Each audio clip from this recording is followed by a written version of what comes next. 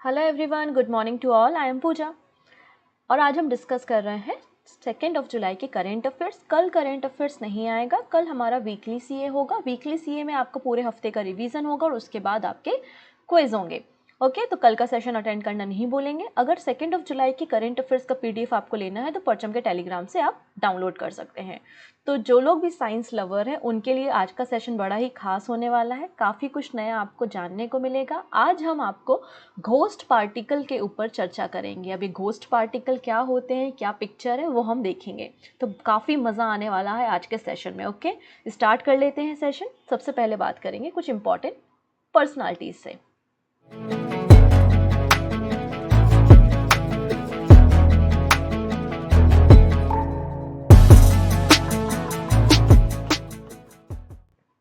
तो first person है नीरज चोपड़ा। इनको सभी लोग जानते हैं, जेवलिन थ्रो करते हैं, भाला फेंकने का काम करते हैं और अभी रिसेंटली हुई डायमंड लीग और इन्होंने डायमंड लीग को जीत लिया है। हालांकि इन्होंने पहले भी डायमंड लीग को जीता है और इस बार भी इन्होंने डायमंड लीग जीत ली है।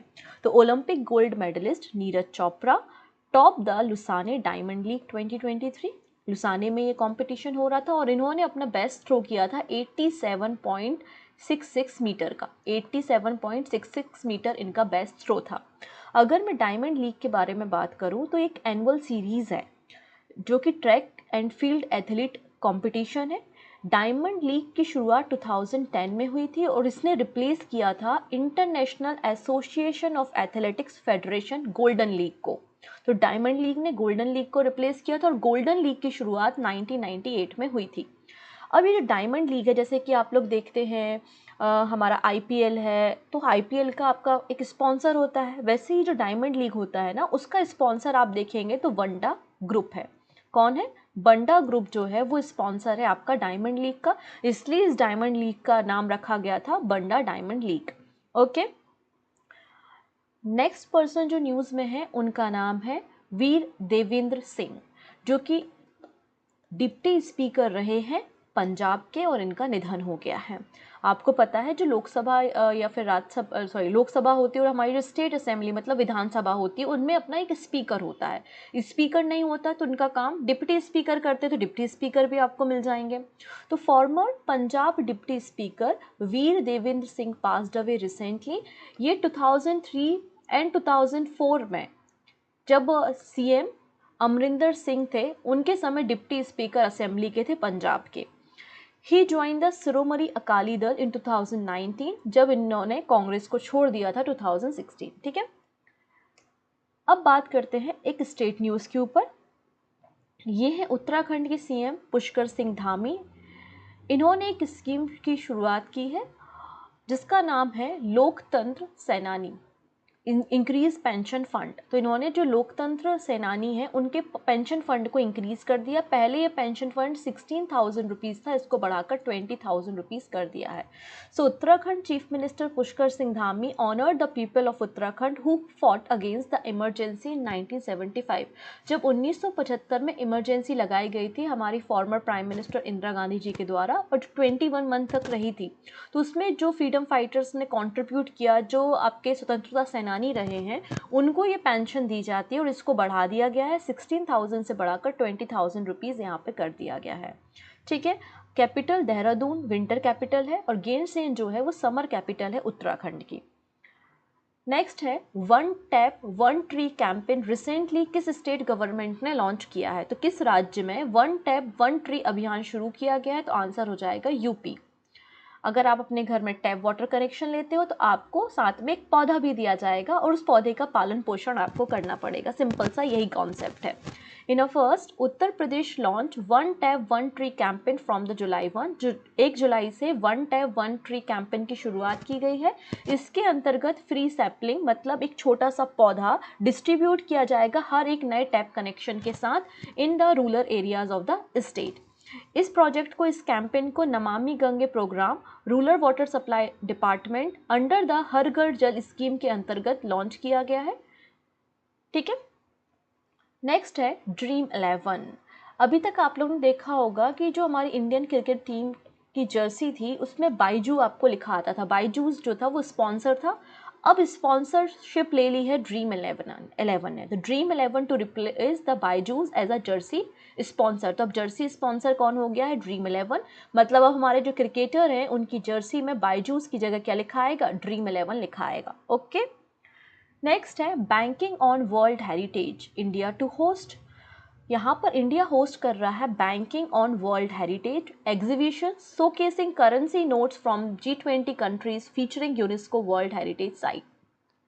तो जो G20 नेशन है जिसमें 19 कंट्री और यूरोपियन यूनियन शामिल है, तो ये जो G20 करेंसी हैं, नोट्स हैं, उन नोट्स में आपने देखा होगा अलग अलग सिंबल्स होते हैं, अलग अलग यूनेस्को हेरिटेज साइट उसमें बनी होती हैं। तो उन सारे नोट्स का यहाँ पर एग्जीबिशन किया गया, जिसमें हमारे भारत के नोट भी शामिल थे, जैसे कि 10 रुपये का नोट जिसमें हमारा सन टेम्पल बना हुआ है, 20 रुपये का नोट जिसमें एलोरा केव्स है, 500 रुपीज़ का नोट जिसमें रेड फोर्ट बना हुआ है, ये सब यूनेस्को साइट्स हैं। 100 रुपीज़ का नोट पुराना वाला जिसमें कंचनजंगा माउंटेन था, और जो नया वाला रानी की बाव गुजरात। तो ये सारे नोट को यहाँ पर एग्जीबिशन में लगाया गया। ये एग्जीबिशन कहाँ हुआ? Indira Gandhi national centre for arts में इस एग्जीबिशन को रन किया गया। ओके, नेक्स्ट है शियाना ड्रोन फोटो अवार्ड 2023। तो ड्रोन फोटो अवार्ड 2023 किसे दिया गया है? तो यहाँ पे अन्नामलाई टाइगर रिजर्व को दिया गया है। यहाँ पर अन्नामलाई टाइगर रिजर्व में एलिफेंट की इमेज ड्रोन की मदद से ली गई थी। तो elephant image shot at the Annamalai tiger reserve has emerge as the winner in the wild life category of the Siena drone photo award 2023। इसको रिसेंटली अनाउंस किया गया है। अन्नामलाई टाइगर रिजर्व आपको तमिलनाडु में देखने को मिलेगा, और ये जो टाइगर रिजर्व का स्टेटस इसको 2007 में मिला है। कब? 2007 में। ओके, अगला एक अवार्ड है जिसका नाम है पेन प्रिंटर प्राइज 2023। अभी जो पेन प्रिंटर प्राइज है इसकी शुरुआत 2009 में हुई थी। 2009 में हुई थी। एक नोबेल प्राइज विजेता रहे हैं जिनका नाम है हारोल्ड पिंटर, उनके नाम पे इस अवार्ड की शुरुआत की गई थी। बेसिकली जो आपके सोशल मुद्दे होते हैं, चिल्ड्रंस के लिए जो लिखते हैं, सोशल कॉज, पॉलिटिकल या एथिकल इश्यूज़ पे, बच्चों के इश्यूज़ पे जो लोग लिखते हैं, प्ले राइटिंग करते हैं, उनको ये अवार्ड दिया जाता है। तो पेन प्रिंटर प्राइज 2023 किसे दिया गया है? माइकल रोजेन को। माइकल रोजेन जो कि ब्रिटेन से बिलोंग करते हैं, इन्हें ये अवार्ड दिया गया है इनकी पोइट के लिए। हर साल ये प्राइज़ जो है वो यूके, आयरलैंड, इसके अलावा जो कॉमनवेल्थ कंट्रीज़ के राइटर हैं उनको ये अवार्ड दिया जाता है। Michael Rosen work is known for his accessible poetry for the children and his theme, कौन सी थीम होती है इनकी? Social, political, ethical issues. इसके अलावा आप बाकी जो प्रीवियस विनर रहे हैं उनके नाम भी आप देख सकते हैं। ठीक है, नेक्स्ट बात करेंगे हम अमेरिकन ब्लैड ईगल के बारे में। ये जो दिखाई दे रहा है यही है वो ईगल। पहले ये ना इंडेंजर स्पीसीज कैटेगरी में शामिल था। इंडेंजर स्पीसीज कैटेगरी में शामिल होने का क्या मतलब है कि इसको एक्स्ट्रा केयर की ज़रूरत है, इसके कंजर्वेशन के लिए आपको एक्स्ट्रा एफर्ट लगाने पड़ेंगे, पॉलिसीज़ बनानी पड़ेंगी, ध्यान रखना पड़ेगा, नहीं तो ये एक्सटिंक्ट हो जाएंगे। इसका ये मतलब होता है कि आज इंडेंजर है, खतरे में है, कर ले विलुप्त हो जाएंगे अगर आपने इनका ख्याल नहीं रखा। लेकिन अब इनकी पॉपुलेशन ग्रोथ हुई है जिसके कारण इनको इंडेंजर लिस्ट से हटा दिया गया है और अब ये लीस्ट कंसर्न लिस्ट में आ गए हैं। तो ये क्वेश्चन बड़ा शानदार क्वेश्चन बन सकता है कि अमेरिकन ब्लैड ईगल अब किस कैटेगरी में आते हैं। तो अब ये लीस्ट कंसर्न, IUCN की लीस्ट कंसर्न कैटेगरी में आते हैं। पहले ये इंडेंजर स्पीसीज कैटेगरी में आते थे। पूरी कहानी हम समझ लें, अब मुद्दा तो समझ में आ ही गया होगा। तो ये अमेरिकन ब्लैड ईगल जो हैं इन्हें 2007 में इनके कंजर्वेशन को ध्यान में रखते हुए, क्योंकि इनकी जो पॉपुलेशन थी वो बहुत डिक्लाइन हुई थी। डिक्लाइन क्यों हुई थी? सिंपल से कारण है, हैबिटेट इनका डिस्ट्रक्ट हुआ, इसके अलावा हंटिंग हो गई और पेस्टिसाइड का यूज़, इन सारे रीजंस के कारण इनकी पॉपुलेशन डिक्लाइन हुई थी और 2007 में इन्हें इंडेंजर स्पीसीज कैटेगरी में शामिल किया गया था। लेकिन फिर बाद में पाया गया कि इनकी पॉपुलेशन अब स्पीडली जो है वो इंक्रीज हो रही है। इंक्रीज क्यों हो रही है? क्योंकि गवर्नमेंट ने कुछ ऐसे मेजर्स लिए होंगे। कैसे मेजर्स लिए हैं? तो मेजर्स ऐसे लिए हैं कि DDT को बैन कर दिया, ठीक है, और इन स्पीसीज को स्पेशल प्रोटेक्शन प्रोवाइड किया गया जिसके कारण इनकी पॉपुलेशन इंक्रीज हुई और फिर इन्हें इंडेंजर कैटेगरी से निकाल के लीस्ट कंसर्न कैटेगरी में रख दिया गया है। अब अगला क्वेश्चन ये है कि ये जो ब्लैड ईगल है ये कहाँ पर पाए जाते हैं? तो ये नॉर्थ अमेरिका में, कनाडा में, यूएसए, मैक्सिको में आपको ये देखने को मिलेगा।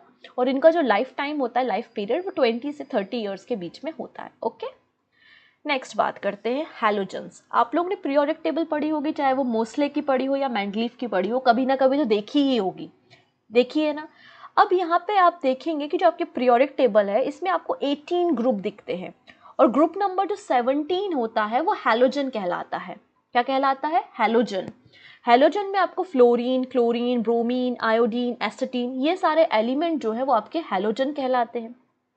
हैलोजन समझ में आ गया कि पीरियोडिक टेबल में ग्रुप नंबर 17 के जो एलिमेंट है वो हैलोजन होते हैं। और हैलोजन जो एलिमेंट होते हैं, इनकी वैलेंसी 1 होती है और ये बहुत आसानी से रिएक्ट कर लेते हैं, बहुत हाईली रिएक्टिव होते हैं।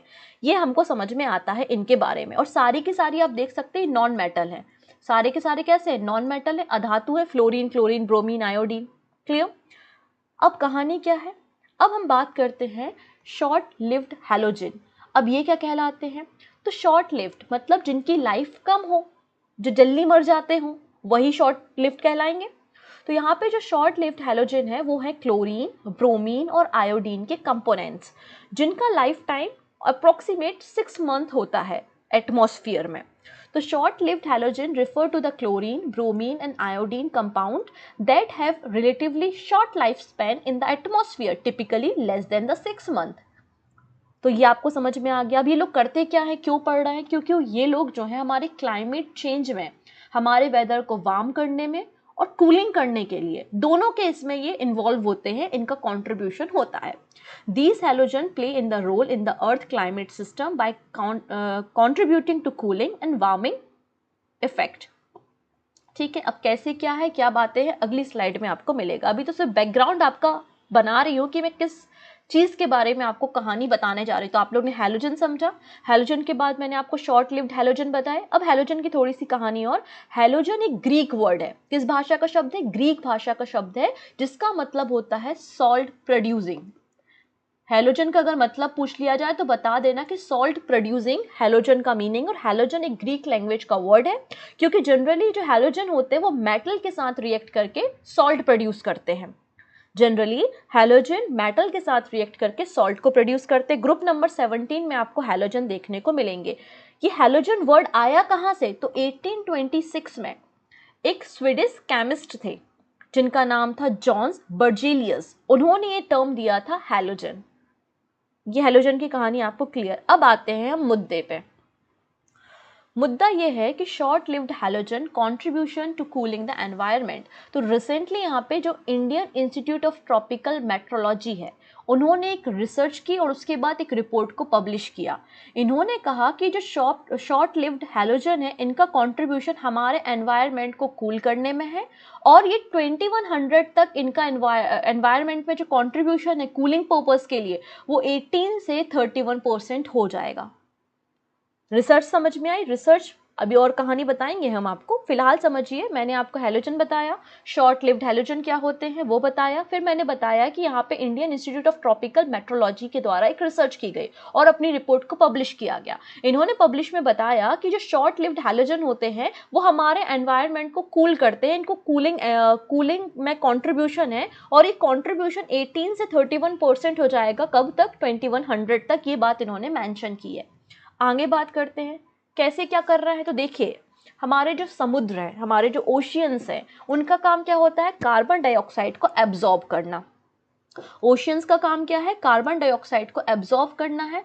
इसके अलावा ये लोग जो शॉर्ट लिव्ड हैलोजन है उनको रिलीज करते हैं। तो ओशियन के दो काम हमको समझ में आए कि कार्बन डाइऑक्साइड को एब्जॉर्ब कर रहे हैं, और जो शॉर्ट लिव्ड हैलोजेंस है उनको वो रिलीज करने का काम कर रहे हैं, जो कि हैं क्लोरीन, ब्रोमीन, आयोडीन। और ये तीनों जो शॉर्ट लिव्ड हैलोजन है वो हमारे एनवायरनमेंट को कूल करते हैं।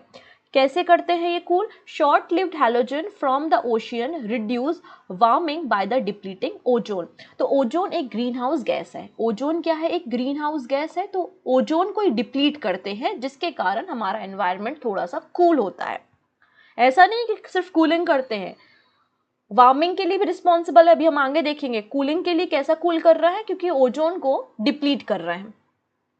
ठीक है, they increase methane life time. इसके अलावा मीथेन भी तो हमारी एक ग्रीन हाउस गैस है, तो मीथेन गैस का लाइफ टाइम, मीथेन का लाइफ टाइम इंक्रीज करने का काम ये हैलोजन करते हैं बाय डिस्ट्रॉइंग हाइड्रोक्सिकल रेडिकल। OH को डिस्ट्रॉय करके मीथेन का लाइफ टाइम बढ़ाने का काम हैलोजन करते हैं। ठीक है, they have increase the global methane burden bye 14% and 9% for pre-industrial and present day condition। ठीक है, halogen increase the level of water vapour. तो वाटर वेपर जो होता है, जलवाष्प वो होती है वो भी तो आपका ग्रीन हाउस के लिए रिस्पॉन्सिबल है, ये भी तो ग्रीन हाउस के लिए रिस्पॉन्सिबल एजेंट है। तो वाटर वेपर को इंक्रीज करने का काम भी हैलोजन करते हैं। लेकिन हैलोजन का जो एमिशन है ओशियन से वो हर जगह अलग अलग है, सेम नहीं है, not the same across the world. ठीक है, तो हमने क्या सीखा कि हैलोजन का काम क्या है। तो सबसे पहले हमने ओशियन का काम देखा कि ओशियन कार्बन डाइऑक्साइड को एब्जॉर्ब कर रहे हैं और हैलोजन को रिलीज कर रहे हैं।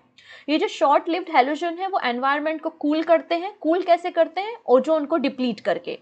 लेकिन ये हमारे एनवायरनमेंट को वार्म भी करते हैं। कैसे? इंक्रीज कर देते हैं मीथेन का लाइफ टाइम, क्योंकि वो OH रेडिकल को डिस्ट्रॉय कर देते हैं।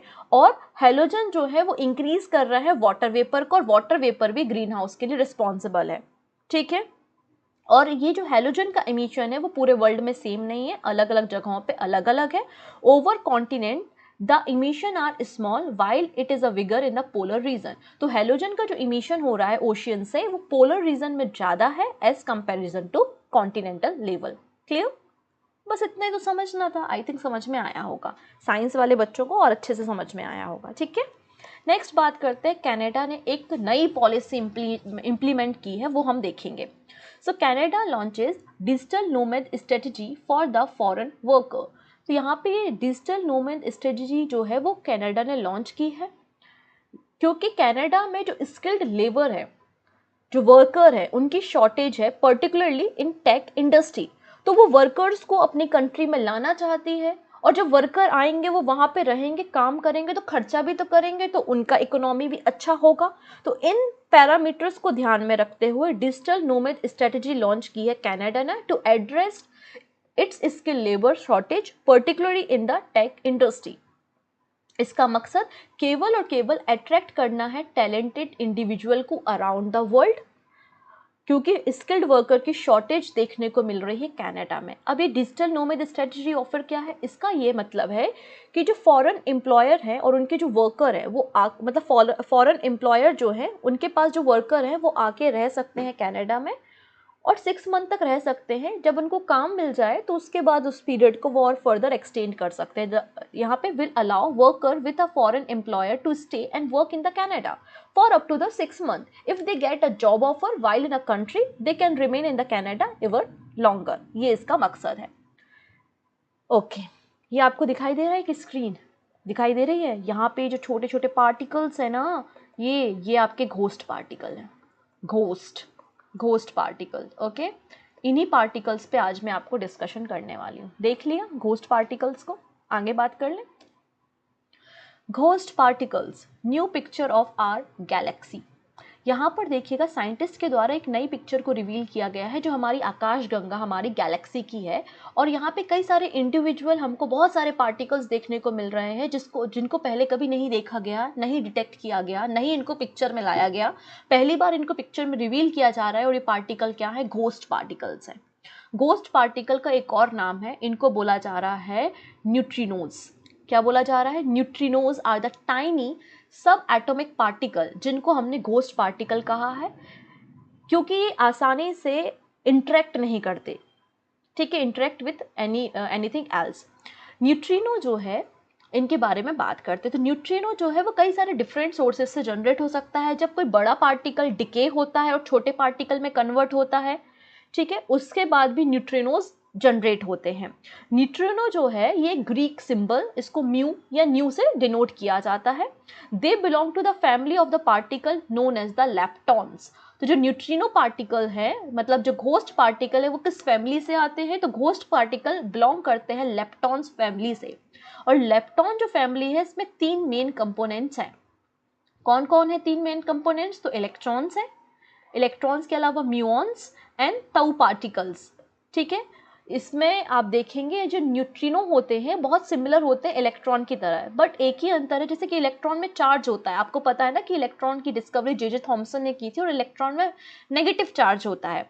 लेकिन ये जो न्यूट्रिनो होते हैं ना, ये इलेक्ट्रॉन के सिमिलर तो हैं लेकिन इनके पास कोई भी इलेक्ट्रिकल चार्ज नहीं है और इनका मास भी बहुत कम है, वेरी स्मॉल मास न्यूट्रिनो में पाया जाता है। ठीक है, बहुत कॉमन है हमारे यूनिवर्स में। हर समय, अभी आप इस वीडियो को देख रहे हैं, मैं इस वीडियो को ले रही हूँ, तो इस समय भी 100 trillion neutrino pass completely harmlessly through the human body every second. ठीक है, they are extraordinary difficult to detect as they rarely collide with atoms. बहुत मुश्किल है इनको डिटेक्ट करना, और इन जो न्यूट्रिनो है इन पे केवल दो ही फोर्स काम करते हैं, one is gravity force and दूसरा है weak force, but all neutrino are the same, not same. हर एक न्यूट्रिनो सेम नहीं है, इनके मासेस, इनकी एनर्जी अलग अलग है। डन। नेक्स्ट, एस्पर्टैम कभी पिया है? आप बोलेंगे नहीं, मैं बोलूंगी हाँ। आप जितने भी कोल्ड ड्रिंक्स पीते हैं, चाहे वो कोक हो, पेप्सी हो, कोई भी कोल्ड ड्रिंक आप पी रहे हो, उसमें इस केमिकल को, इस आर्टिफिशियल शुगर को ज़रूर ऐड किया जाता है जिसका नाम है एस्पर्टैम। और एस्पर्टैम जो है वो कैंसर का कारण है, ऐसा WHO ने कहा है। ठीक है, aspartame can be declared carcinogenic by WHO। तो WHO ने कैंसर का कारण एस्पर्टैम को बताया है। Artificial sweetener call aspartame found in a many soft drink is said to be declared carcinogenic by the World Health Organization Cancer Research Institute। Aspartame जो है वो वर्ल्ड में बहुत अधिक मात्रा में यूज किया जाने वाला लो कैलोरी आर्टिफिशियल शुगर या स्वीटनर है, जो कि 200 टाइम्स स्वीटर होता है सुक्रोज से। जो हम नॉर्मल शुगर यूज करते हैं ना, उससे 200 गुना ज्यादा होता है ये मीठा, इसलिए बहुत कम क्वांटिटी इसकी डालनी होती है ड्रिंक्स में और लोगों के पास ये पहुंच जाता है। इसकी डिस्कवरी जेम्स एम स्लेटर ने की थी 1965 में सुक्रोज को रिप्लेस करने के लिए। फिर यूएस फूड ड्रग एडमिनिस्ट्रेशन ने इस एस्पर्टैम का यूज करने की परमिशन ड्राई फ्रूट्स में दी थी। ड्राई फ्रूट्स में कब दी थी? 1981 में। और लेकिन उसके बाद कहा कि आप बेवरेजेस में, जो सॉफ्ट ड्रिंक्स वगैरह होती है, उस पर भी आप यूज कर सकते हैं 1983 में। तो अराउंड 100 कंट्री है पूरे वर्ल्ड में, इंक्लूडेड इंडिया, जो एस्पर्टैम को यूज करती है हमारे कोल्ड ड्रिंक्स वगैरह में। ठीक है, अब ये जो एस्पर्टैम है इसमें 2 एमिनो एसिड होते हैं, एक होता है एस्पर्टिक एसिड और दूसरा होता है फेनिल एलनिन। ठीक है, ये दोनों प्रोटीन रिच फूड्स में होते हैं। नेक्स्ट बात करते हैं, यूरोप ने लॉन्च किया है एक टेलीस्कोप जिसका नाम है यूक्लिड। अब यूक्लिड क्या होता है, मतलब यूक्लिड टेलीस्कोप जो है वो, यूक्लिड ऑर्बिट क्या होती है वो हम यहाँ पे थोड़ा सा देख लेते हैं। तो ये है हमारा सन, सन के बाद आ जाती है हमारी अर्थ, और अर्थ से कुछ डिस्टेंस पे आपको एक ऑर्बिट दिखाई दे रही होगी विच इज L2 ऑर्बिट। इसका नाम क्या है? L2 ऑर्बिट है। और यहाँ पर ये जो टेलीस्कोप दिखाई दे रहा है यही है आपका यूक्लिड टेलीस्कोप। तो यहाँ पे ये जो L2 ऑर्बिट में हमारा टेलीस्कोप है, हमारी अर्थ और हमारा ये जो सन, ये तीनों आपको एक सीधी लाइन में दिखाई दे रहे होंगे। ठीक है, अब ये यूक्लिड ऑर्बिट या फिर L2 ऑर्बिट क्या होती है? तो L2 ऑर्बिट बेसिकली आप एक स्टेबल डिस्टेंस पे होती है हमारे अर्थ से, जिस पे अर्थ की शेडो नहीं पड़ती, और आसानी से ये अर्थ के साथ साथ घूमता है और हमारे स्पेस को एक्सप्लोर करता है, हमारी अर्थ की शार्प पिक्चर्स को कलेक्ट कर सकता है, हमारे जो अलग अलग मिल्की वेव्स हैं, गैलेक्सीज हैं, उनकी पिक्चर्स को एक ले सकता है। तो L2 पॉइंट एक आइडियल ऑब्जर्विंग स्पेस है, allow to satellite to maintain stable distance and use the solar energy and provide the clear view of the space, avoid orbiting earth and passing through its shadow, but it is good enough for the मतलब it is close enough for good in communication. तो ये है आपकी L2 orbit जहाँ पे हमने telescope को launch करना है।